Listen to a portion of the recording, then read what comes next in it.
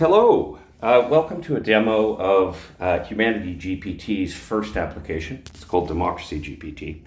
And DemocracyGPT is an AI that outputs information in a very simple way, just like ChatGPT. You ask it a question, you get the answer.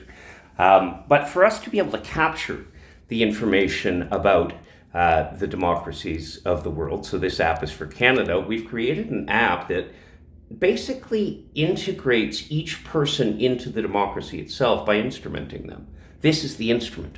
This instrument is what we use to tie people to the legislative calendar of a particular polity, that is country or province or city, school board, etc.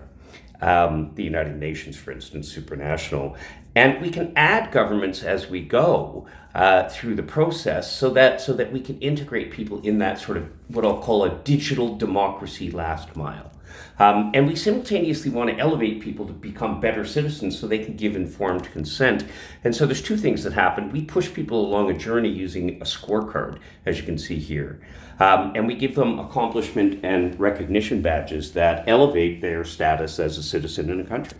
Most people, you wouldn't believe me if I said, most people don't even understand what it means to be a citizen. If you ask 10 people, you get 10 answers. Well, we want to standardize what that looks like and remind people of their obligations.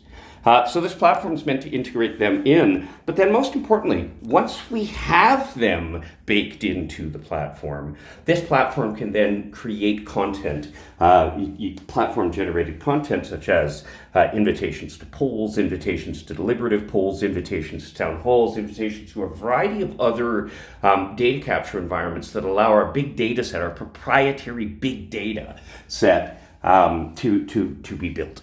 And we control how that is built. And at the end of the day, this becomes the most precise data through this application that's available, period. That is orders of magnitude greater. And so I hope this app has shown you a little bit about what we're looking for and what we're trying to achieve. But think of this as the instrument.